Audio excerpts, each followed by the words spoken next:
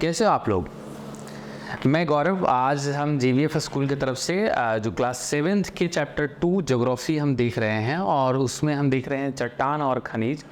चट्टान को हम लोगों ने अच्छे से समझा था, आज हम खनिज को जानेंगे, खनिज को समझने की कोशिश करेंगे। मैंने पिछले क्लास में बताया था कि जो चट्टान होते हैं और चट्टानों से ही हमें खनिज की प्राप्ति होती है, ये हमारा खनिज होता है। अगर ये बड़े स्तर पर जो बड़ा है वो चट्टान है और छोटे छोटे जो इससे प्राप्त होते हैं वो खनिज होते हैं। तो इसी को डिटेल में थोड़ा समझेंगे, खनिज कितने प्रकार के होते हैं।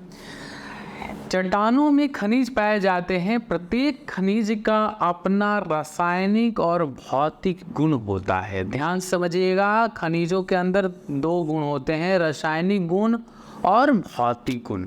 रासायनिक गुण क्या होता है? रासायनिक गुण वो होता है जो कोई भी खनिज किसी के साथ रासायनिक अभिक्रिया करती है।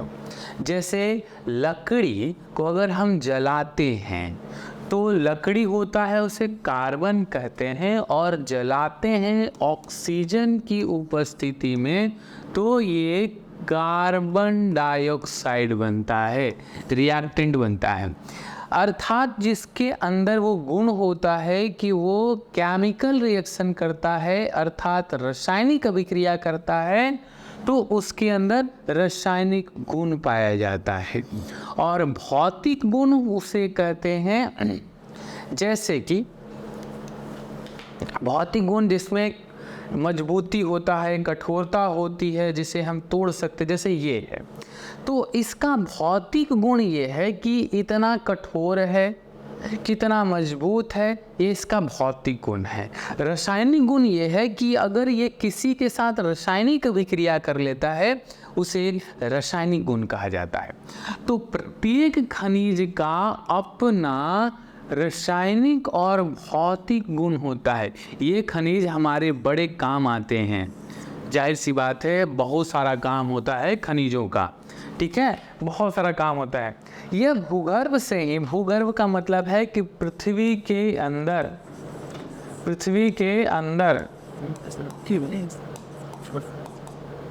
ठीक है, पृथ्वी के अंदर ये मिलता है। भूगर्भ यानी कि पृथ्वी के अंदर से ही निकलते हैं और मूल्यवान होते हैं।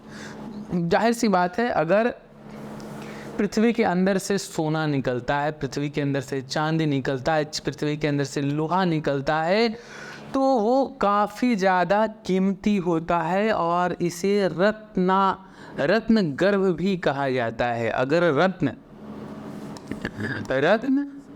प्लस गर्भ, ठीक है, यानी कि जहाँ गर्भ का मतलब गर्भ, जहाँ जैसे मानव के शरीर में भी गर्भ होता है, महिलाओं के शरीर में गर्भ होता है, उसी तरह से धरती माँ को हम लोग, धरती माँ के अंदर जो मिलती है चीज़ें, जो रत्न हमें प्राप्त होता है, रत्न जो हमें प्राप्त होता है, रत्न जो प्राप्त होता है, और जहाँ से रत्न प्राप्त होता है उसे रत्न गर्भ कहा जाता है।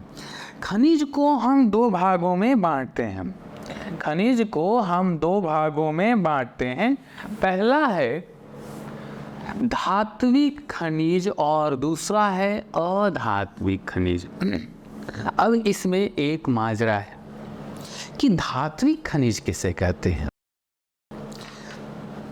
धात्विक खनिज उसे कहते हैं जिसमें धातु का गुण होता है, धातु के सभी गुण मौजूद होते हैं। तो धातु का वो कौन सा गुण है? जैसे मेरे पास 2 पदार्थ, 2 चीज़ें हैं, उसमें धातु कौन है? या आपके पास, आपके घर में भी बहुत सारी चीज़ें होती है। आपने कुदाल चलाया है, आपने कुदाल को देखा होगा, गांव में कुदारी बहुत होता है। जैसे ये देखिए, ये डंडी लगा होता है और इसमें ये कुदाल होता है, ठीक है, ये डंडी लगा है और ये कुदाल है। तो देखते हैं, जो कुदाल के नीचे वाला जो लोहा का भाग है ये धातु कहलाता है। और जो कुदाल के ऊपर वाला भाग है उसको अधातु कहते हैं। धातु वो गुण होता है जिसके अंदर, ध्यान से समझिएगा, धातु वो होता है जिसके अंदर से, जैसे कि मान लेते हैं हम इसे पकड़े हैं, ये धातु है कि नहीं है ये जांच करने के लिए अगर ये लाइट जल रही है आपके घर में, अगर इससे इसको टच करते हैं और मुझे करंट लगता है तो ये धातु है। अगर हम करंट को इससे टच करते हैं, बिजली को हम इससे टच करते हैं और अगर हमें करंट नहीं लगता है तो ये अधातु है। दूसरा, अगर हम इसे हथौड़े से पीटते हैं, जोर जोर से पीटते हैं और ये टूट जाता है तो ये अधातु है। अगर इसे हम हथौड़े से पीटते हैं और ये पतला होता है तो ये धातु है।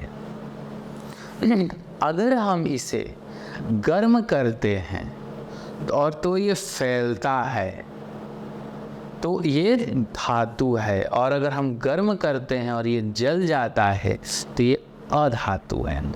तो इसी तरीके से बहुत सारे गुणों के कारण धात्विक और अधात्विक, हम केमिस्ट्री के क्लासेस में सर ने पढ़ाया होगा आपको कि धातु और अधातु क्या होता है। केमिस्ट्री वाले सर से हम जानने की कोशिश करेंगे कि धातु और अधातु गुण क्या होता है, क्योंकि अगर हम यहाँ डिटेल में चर्चाएं करेंगे तो शायद अन्य टॉपिक से हम भटक जाएंगे। तो धातु और अधातु के गुण हम केमिस्ट्री वाले सर से जानने की कोशिश करेंगे और उस चैप्टर में पढ़ने की कोशिश करेंगे, ठीक है। तो देखिए, धातु और अधातु, जो धात्विक होते हैं वो दो प्रकार के होते हैं, एक होता है लौहयुक्त और एक होता है अलौहयुक्त। और अधात्विक जो होते हैं वो होते हैं एक कार्बनिक और दूसरा अकार्बनिक। ये होता है अधात्विक में अकार्बनिक। अकार्बनिक का मतलब होता है जिसमें कार्बन की मात्रा न के बराबर हो, अर्थात कार्बन नहीं हो। जैसे कि आपके आसपास में रोड बन रहा होगा, रोड पर जो बोल्डर पड़े होते हैं वो अकार्बनिक है। जो आपके घरों में गिट्टी आती है वो अकार्बनिक है। जो आपके घर में ईंट लगे होते हैं वो अकार्बनिक है। और यहाँ तक तो छोड़ो, जो मिट्टी में खेलते हैं वो ही अकार्बनिक है। यानी कि जिसमें कार्बन की मात्रा नहीं होती है उसे अकार्बनिक कहते हैं। अब अधात्विक गुणों में जो अकार्बनिक होता है इसे प्रमुख रूप से अभ्रक और ग्रेफाइट को हम कहते हैं, क्योंकि ये पृथ्वी के अंदर से आता है, ठीक है। ये जो खनिज है, क्योंकि ये खनिज है,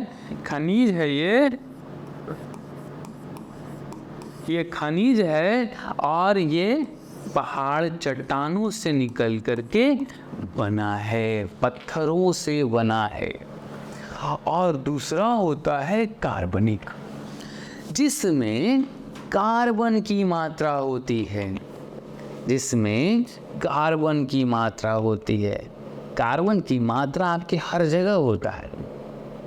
कार्बन की मात्रा हमारे शरीर में भी होता है। कार्बन की मात्रा जिस कॉपी पे आप लिख रहे हैं ना, उस कॉपी में भी है कार्बन। उसको जलाएंगे तो धुआं निकलेगा। जिस पेन से आप लिख रहे हो वो भी है कार्बनिक। जिस लकड़ी के डंडे से आप पीटे जाते हो वो भी है कार्बनिक। और जिसके घर में गोईठा पे खाना बनता है तो वो गोईठा भी है कार्बनिक। लेकिन हम यहाँ जिस कार्बनिक की बात कर रहे हैं ये पृथ्वी से निकलने वाले अधात्विक खनिज की बातें करते हैं, जो कि पहाड़ों से, जो चट्टानों से प्राप्त होता है। जैसे कोयला और पेट्रोलियम। कोयला को जलाते होंगे या कहीं जलता होगा तो आप देखे होंगे वहाँ तेज धुआं निकलता है। पेट्रोलियम का मतलब है डीजल, पेट्रोल, केरोसिन तेल, ये सारी चीज़ें पेट्रोलियम है।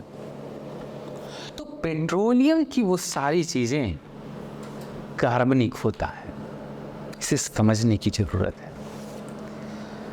तो बच्चों, अधात्विक गुणों में दो होता है, कार्बनिक और अकार्बनिक। कार्बनिक में कोयला और पेट्रोलियम आता है, अकार्बनिक में अभ्रक और ग्रेफाइट होता है। इसके अलावा आप लोग बताएंगे हमें कि और कौन कौन सी चीज़ें हैं जो धरती से निकलती है जो कार्बनिक और अकार्बनिक होती है। ऐसी वो कौन सी चीज़ें होती हैं जो हमारे घर में आसपास मौजूद होता है जो कार्बनिक और अकार्बनिक होता है। ठीक है, अगला है धात्विक। तो धात्विक में दो होता है, लौह युक्त होता है और अलोह युक्त होता है। लौह युक्त का मतलब जिसमें लोहे की मात्रा होती है, एक सिंपल सा। लौह युक्त मतलब जिसमें लोहा युक्त हो, फेरस युक्त हो, उसे कहते हैं लौह युक्त धात्विक। जिसमें लोहा, निकेल, मैग्नीज, कोबाल्ट, टंगस्टन, ये सारी चीज़ें आती हैं। टंगस्टन पता है आपको? आपके घरों में टंगस्टन होता होगा। टंगस्टन देखें आप लोग? टंगस्टन होता है बल्ब, देखें पीला वाला, जो फिलामेंट होता है ना, ऐसे ऐसे ऐसे ऐसे करके जिससे जलती है लाल रंग की, वो टंगस्टन होता है। मैग्नीज और कोबाल्ट और निकेल आप लोग नहीं देखे होंगे। मैग्नीज आप लोग को देखने को मिलेगा रेडियो वगैरह में मैग्नीज का प्रयोग किया जाता है। और लौह युक्त जो होता है उसमें सीसा होता है, सीसा। तो धात्विक गुणों में लौह युक्त और अलोह युक्त में सबसे पहला नाम आता है सीसा। आप लोग आश्चर्यजनक होंगे कि सीसा धात्विक कैसे है। तो सीसा जो होता है उसे अर्ध धात्विक के रूप में भी जाना जाता है, और सीसा को कभी कभी उपधातु के रूप में भी जाना जाता है।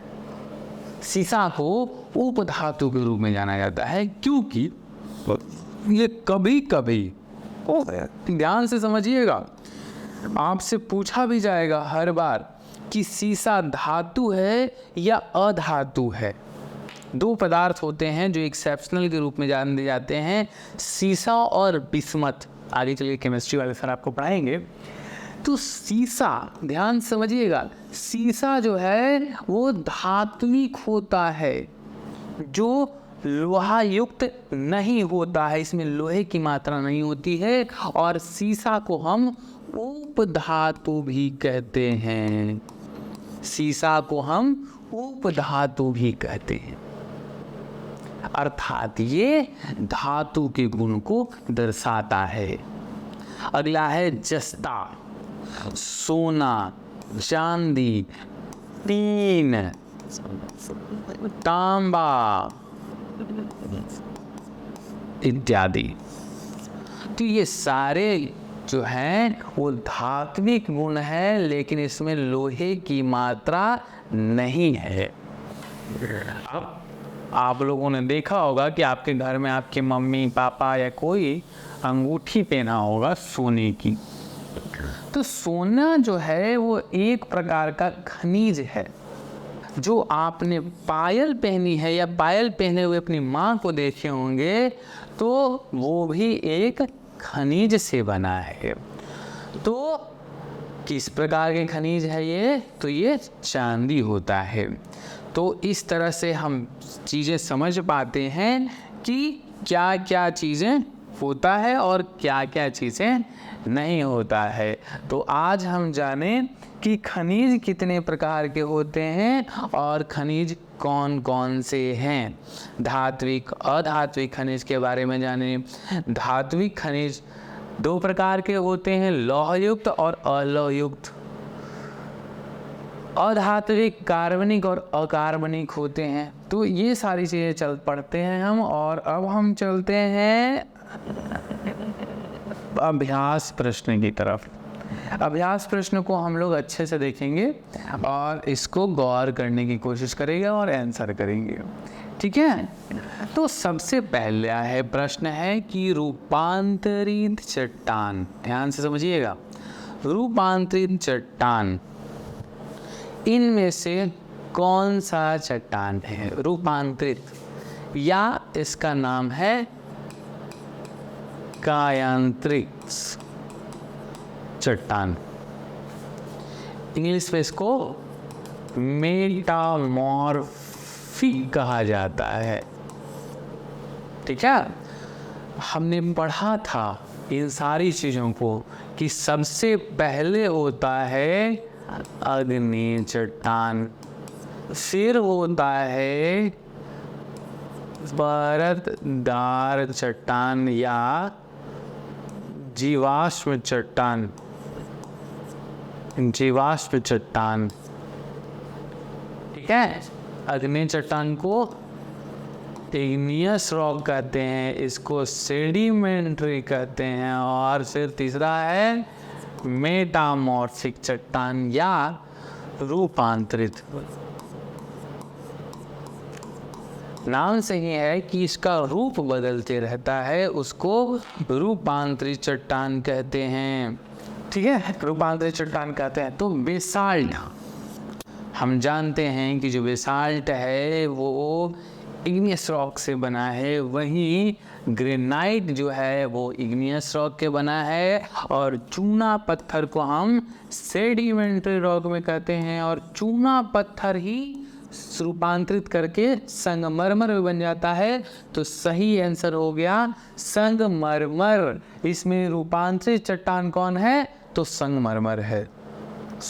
अभी हमने कहा कि बेसाल्ट किस प्रकार का चट्टान है, तो बेसाल्ट हमने अभी पढ़ा कि बेसाल्ट जो है अग्नीय चट्टान है। चट्टानों के रूपांतरण में किसका योगदान होता है, तो हमने पढ़ा था कि दाब का प्रभाव रहता है, और तीसरा रासायनिक अभिक्रियाओं का भी प्रभाव रहता है, रासायनिक भी प्रभाव रहता है। तो हम इसमें से ताप का भी कहेंगे, दाब का भी कहेंगे, और रासायनिक भी कहेंगे, क्योंकि इसके सारे उत्तर सही हैं। अब खाली जगहों को भरने का प्रयास करेंगे हम लोग। अगला देखेंगे, खाली जगहों को हम भरने का भी प्रयास करेंगे।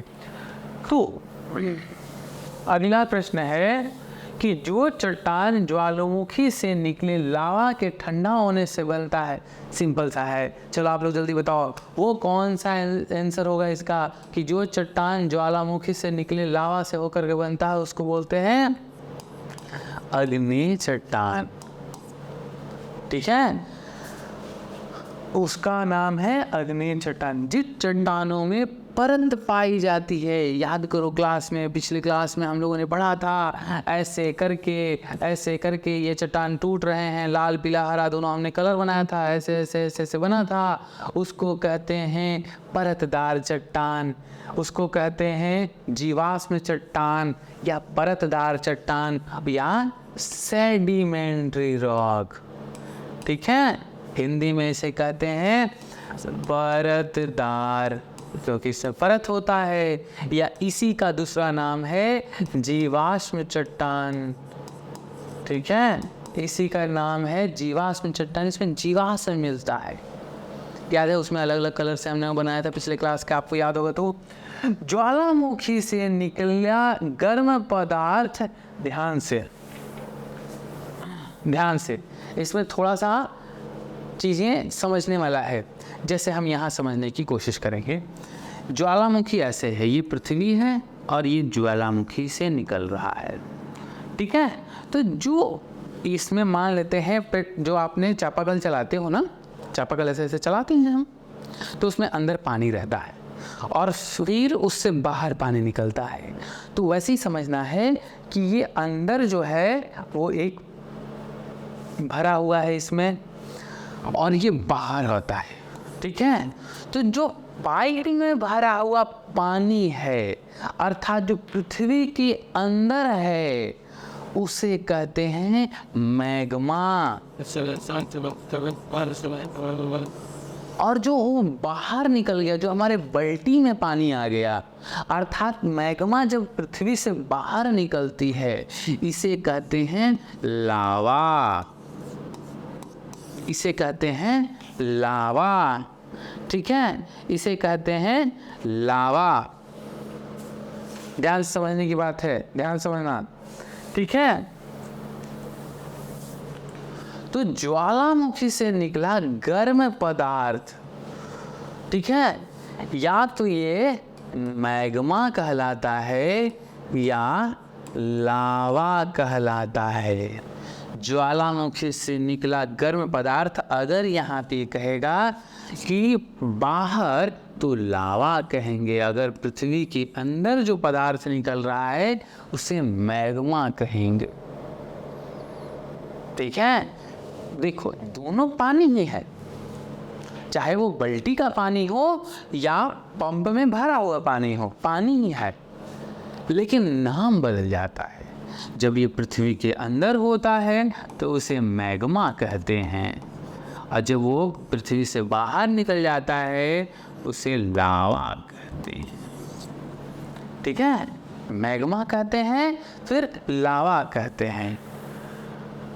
अत्यधिक, वही ताप एवं दाब के कारण, ताप एवं दाब के कारण चट्टानों के लक्षण बदल जाते हैं। चट्टानों के लक्षण बदल जाते हैं। अभी हमने 3 चीज़ें पढ़ी थी। चट्टानों के लक्षण जो होते हैं वो बेसिकली 3 चीज़ों से चेंज होता है, ठीक है। ताप, दाब और रासायनिक अभिक्रिया, ठीक है, रासायनिक अभिक्रिया। तो एक एक चीज को समझने की कोशिश करेंगे। चलिए अब आगे चले, हम लोग मिलान करना है, हम मिलान कर लेते हैं। बालकगण यही काम आएगा आगे, अच्छे से समझना, नहीं तो लटक जाओगे, ठीक है। अब देखो सेंधा नमक तो खाते ही हैं बालक, तो सेंधा नमक देखो अग्नेय चट्टान है, अवसादी चट्टान है या रूपांतरित चट्टान है। तो देखो एक चीज़ तो हम लोग अभी अभी पढ़े हैं कि जो संगमरमर है ये बलुआ पत्थर से अलग रूप बदल करके ये बदलता है, यानी कि ये रूपांतरित चट्टान से, ठीक है, रूपांतरित चट्टान है बालक। कौन? संगमरमर। उसके बाद ग्रेनाइट के बारे में हम जानते हैं, ये है इग्नियस का, अर्थात ये अग्नेय चट्टान का है। और सेंधा नमक खाते हो ना, कैसा लगता है? नमकीन लगता है, मुंह बन जाता है नहीं सेंधा नमक। तो सेंधा नमक जो है ना वो है अवसादी चट्टान, अवसाद है उसमें, परतदार चट्टान या जीवाश्म चट्टान, सब एक ही नाम है बालक, ठीक है, सेडिमेंट्री रॉक है, ठीक है। तो सेंधा नमक हो गया, अवसादी चट्टान। कोई पूछेगा सेंधा नमक कौन सा है, तो हमें बताना है अवसादी चट्टान है ये, परतदार चट्टान है ये, या जीवाश्म चट्टान है ये, ठीक है। आगे चलते हैं। अब इन प्रश्नों को आपको करना है, चट्टान किसे कहते हैं और उदाहरण के साथ स्पष्ट कीजिए। तो बालकगण, चट्टान हम पृथ्वी की गहराई में प्राकृतिक रूप से पाए जाने वाले, ध्यान से हमने 2 चीजें पढ़ी थी, चट्टान या तो पृथ्वी के अंदर या पृथ्वी के बाहर, दोनों जगहों पर पृथ्वी के गहराई में या पृथ्वी के बाहर पाई जाने वाले ठोस पदार्थ को, ध्यान से लिखेंगे, पृथ्वी के अंदर या पृथ्वी के बाहर पाए जाने वाले ठोस पदार्थों को, जो कि मैग्मा के ठंडा होने से या पहाड़ों के रूपांतरण से बनता है, उसे कहते हैं चट्टान। और चट्टान 3 प्रकार का होता है, अवसादी चट्टान, आग्नेय चट्टान और रूपांतरित चट्टान। ठीक है, अब हमें कहता है उदाहरण के साथ स्पष्ट कीजिए। चट्टानों के अलग अलग नाम हैं। ठीक है, तो चट्टानों के अलग अलग नाम हैं, उनके नाम हैं जैसे ग्रेनाइट की चट्टान हो गया, मार्बल की चट्टान हो गया, बलुआ पत्थर का चट्टान हो गया, बेसाल्ट का चट्टान हो गया। तो ये सभी चट्टानें जो हैं वो कहलाते हैं चट्टान। अलग अलग नाम है सभी के। अगला प्रश्न है, ज़्यादा लंबा आपको उत्तर नहीं लिखना है, हम आपको उत्तर भी दे देंगे लिख करके। चट्टानों का रूपांतरण कैसे होता है? जब चट्टानों के ऊपर तापमान, जब चट्टानों के ऊपर ताप, दाब या रासायनिक अभिक्रिया काम करती है तो उसे से बन जाता है, उसकी गुणों में परिवर्तन हो जाता है, जिससे चट्टानों का रूपांतरण हो जाता है। ठीक है, जैसे कि चूना पत्थर,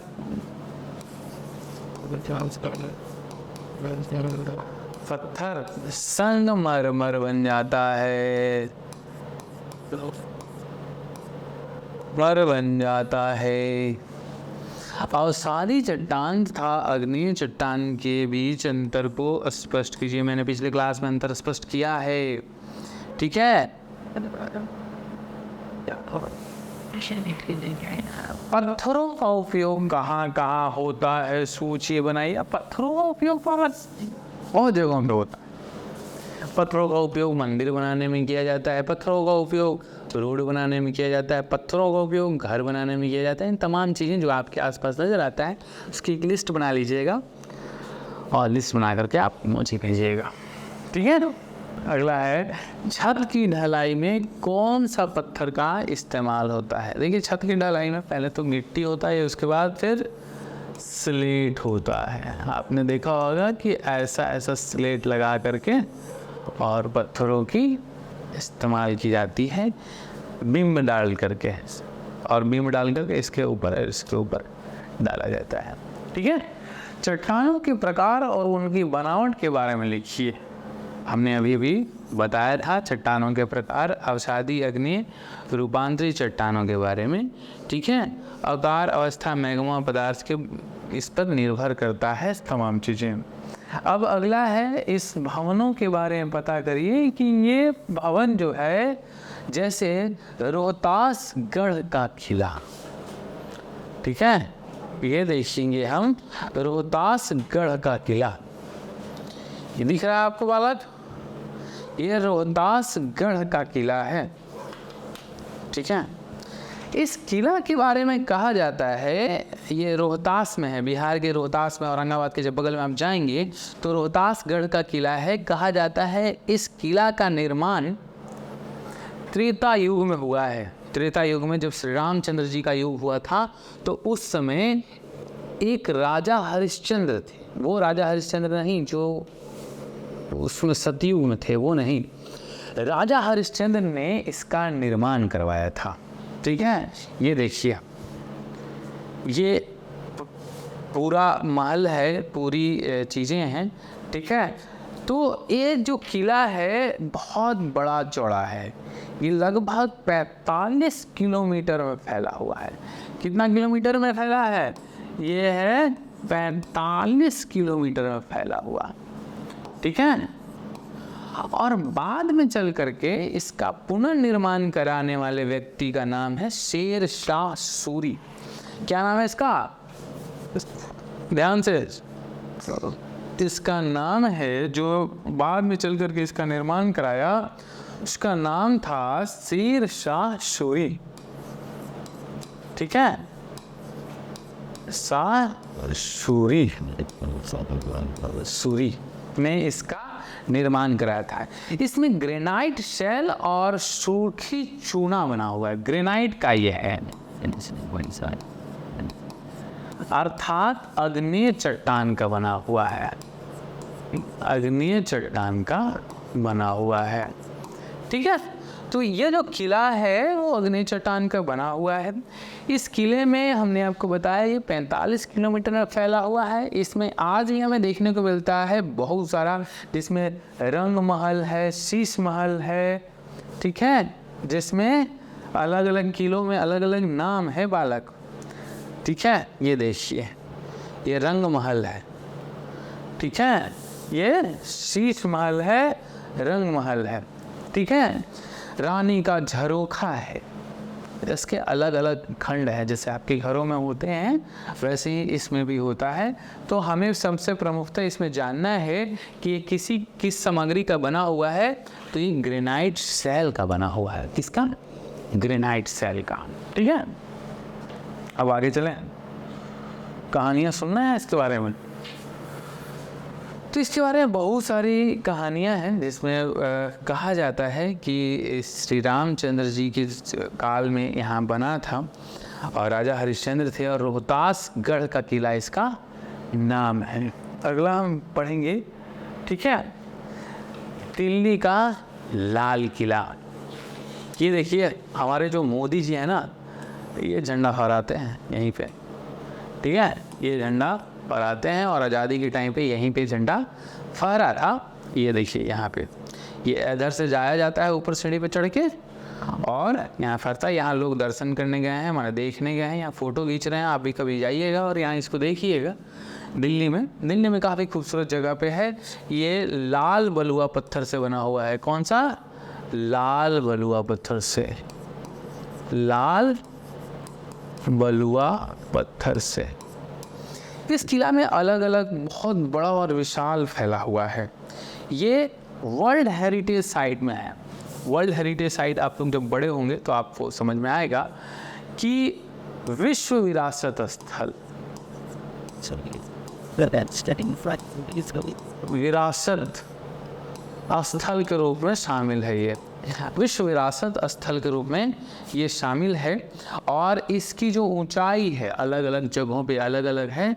18 से लेकर के और लगभग 33 मीटर के आसपास इसकी ऊंचाई बताई जाती है। ठीक है, 33 मीटर की ऊंचाई। एक कहानी है इसमें कि लाल बलुआ पत्थर से तो बना ही है, शाही परिवार के रूप में यहाँ रहने का जगह भी था। ये इसके जब यहाँ पे आप जाएंगे, इधर से रास्ता है आगे से जा कर के, और अंदर जाएंगे तो बहुत भव्य भव्य इमारतें हैं जहाँ राजा दरबार लगाते थे, जहाँ राजा रहते थे, जहाँ राजा का गेस्ट हाउस था। ये सारी चीज़ें इसके अंदर है। हम अभी दिखा नहीं सकते इसके अंदर। ठीक है, तो ये सारी चीज़ें हैं। मोदी जी यहीं झंडा फहराते हैं। पंडित जवाहरलाल नेहरू जो भी भारत के प्रधानमंत्री होते हैं वो 15 अगस्त को झंडा फहराते हैं। लेकिन एक सवाल है बालक कि इसे बनने में कितना समय लगा था। तो एक बहुत ही रोचक है कि इसकी शुरुआत 12 मई 1638 में शुरू हुआ था। बकरीद का समय था और 1638 में शुरू हुआ था, और 6 अप्रैल 1948 को बन करके ये तैयार हुआ था। 6 अप्रैल 1938 को शुरू हुआ था। 12 मई 1938 को शुरू हुआ था और 6 अप्रैल 1948 को 6 अप्रैल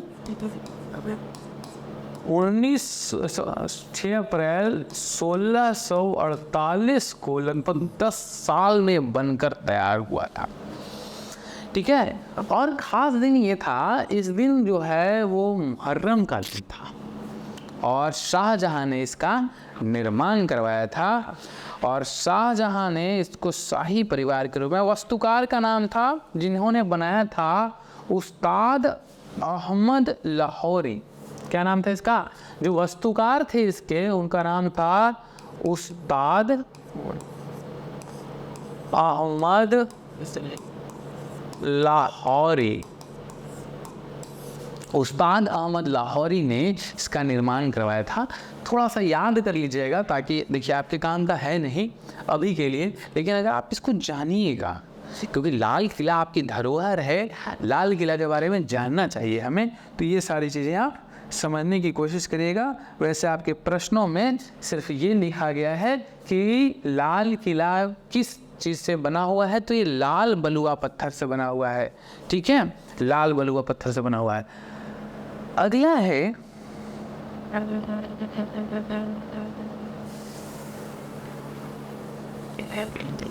पत्थर की मस्जिद। कहाँ?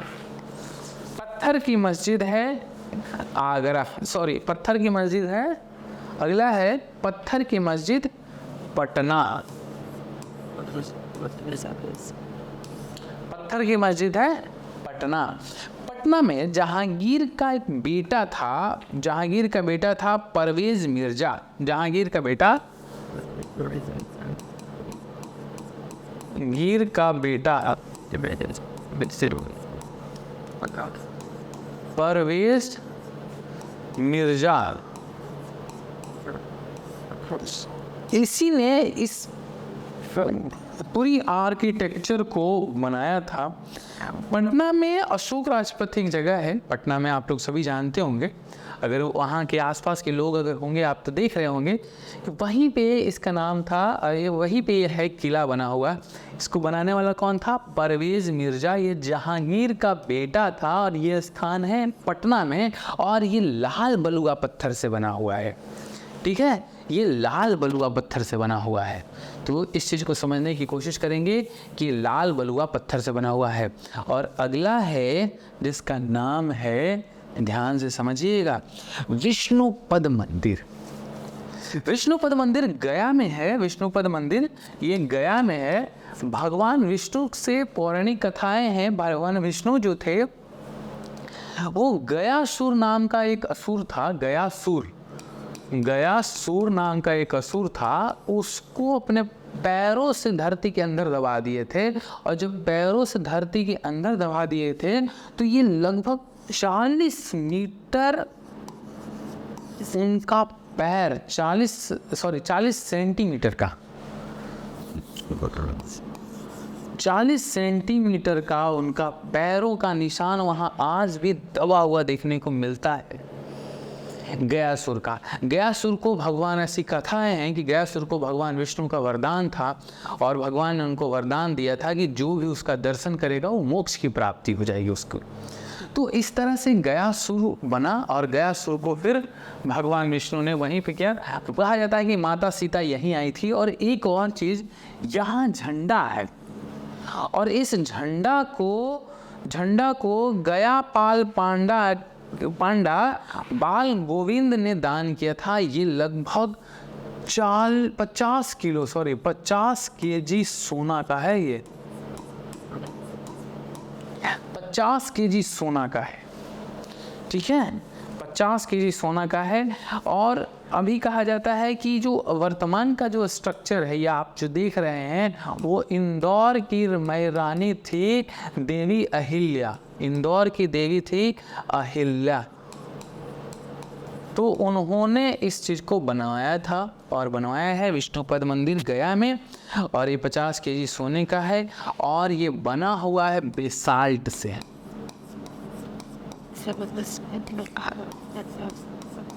काला पत्थर। ठीक है, पूरी मंदिर जो है वो बेसाल्ट का है। ये भगवान विष्णु के पद चिन्ह के निशान है। ये लगभग 40 सेंटीमीटर है और इनकी पूजा की जाती है। और कहा जाता है कि यहीं पे मोक्ष की प्राप्ति होती है। और ये कहा जाता है कि जो व्यक्ति, एक बहुत सारी पौराणिक कथाएं हैं, जो गयासुर है वो आज भी यहीं पे रहता है और धरती के अंदर रहता है, और उससे कहा जाता है कि प्रतिदिन उसे एक व्यक्ति भोजन खिलाता है और जो भोजन खिलाता है उसको मोक्ष की प्राप्ति होती है। तो ये विष्णुपद मंदिर है। अगला है आगरा का किला। आप सभी लोग जानते होंगे आगरा के किला को। तो ये है आगरा का किला। कितना खूबसूरत है ना, नहीं कितना खूबसूरत है आगरा का किला। ये आगरा का किला है। इसका निर्माण के पीछे बहुत सारी कहानियां हैं, और कहा जाता है कि जब बाबर ने जीता था पानीपत की लड़ाई 1526 में, ठीक है, और जीतने के बाद यहीं पे रहा था, और हुमायूं ने 1530 में दिल्ली की राजगद्दी को संभाली थी, और यहीं पे वो मुकुट धारण किया था, वो ताज पहना था। अकबर ने फिर इसे अलग अलग लोग आए, शेरशाह सूरी और तमाम लोगों ने आए यहाँ राज किए। फिर शेरशाह जो हुमायूं था वो हार गया था। हारने के बाद जो है यहाँ पे अकबर ने इसका जीर्णोद्धार कराया, उसके बाद शाहजहाँ ने भी इसका जीर्णोद्धार कराया, ठीक है। तो अकबर के स्ट्रक्चर में इसमें जो निर्मित है ये लाल बलुआ पत्थर से है, लाल बलुआ पत्थर से है ये, ठीक है। तो ये लाल बलुआ पत्थर से निर्मित है। ये आगरा में है। कहाँ है ये? आगरा में। अलग अलग है। ये पहले शाही दर्जा का रहा करता था, फिर इसकी राजधानी चेंज हो गई तो आ गया।